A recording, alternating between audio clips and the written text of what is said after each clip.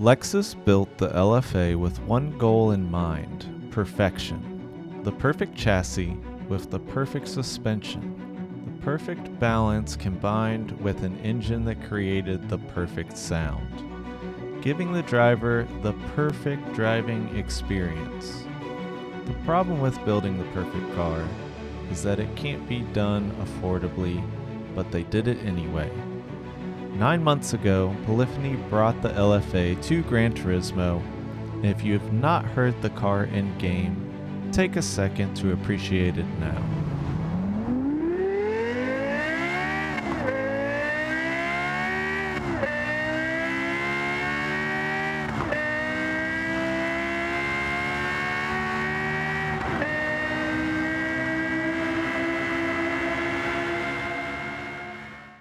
It's a great representation, but it's only the standard car. Missing is the Nurburgring Edition that held the production car lap record at the Nurburgring for a short time in 2011. Instead, the aero kit for the Nurburgring Edition was made available as an upgrade. So instead of giving the players the car itself, it must be built in-game. So we'll start by buying a standard LFA from the dealership and upgrading it to meet the specifications of the Nurburgring Edition.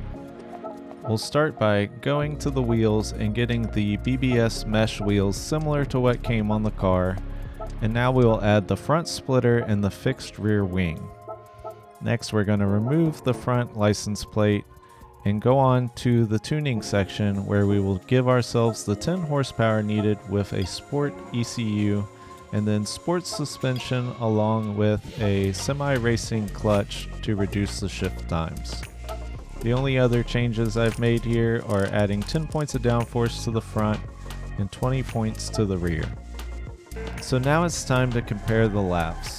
But before we do, I want to mention that the front pit straight is not included in the 2011 lap time measurements, so we will be matching our lap time to the 2011 standards for the duration of the comparison, and I'll talk about the full lap time after. But now let's see how this car stacks up to the real lap.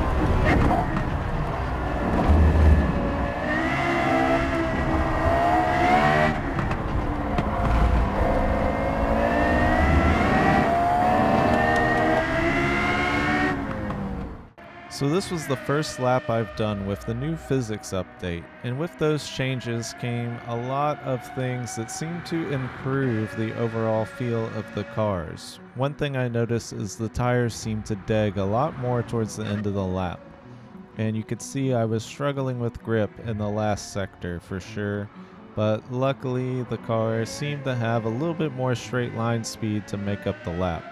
I think I actually need a bit more downforce on the car, but actually conserve the tires a bit more at the beginning of the lap so that I could have a bit more tire at the end. And this may be actually the strategy that was used in the record lap, where they weren't pushing the car flat out at the beginning because those tires probably overheated a lot easier than a modern tire would.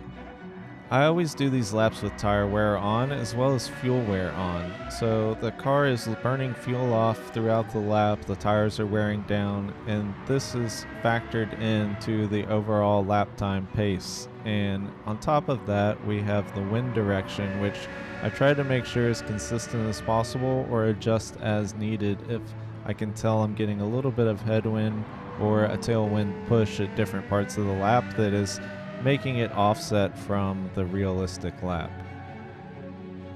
By today's standards, a 7:14 isn't that impressive of a lap, but remember, 2011 tire technology was nowhere close to what we have today. This car ran this lap on an RE70 Bridgestone, and my full lap was a 7:19, so I went ahead and took the sport hard tires off and swapped them for sport softs to see what the lap would be with something closer to what a modern tire would be like. And I was actually extremely surprised with the performance difference between the hard and the soft. I managed a 6:57, which is 22 seconds faster just with the softer sport tire.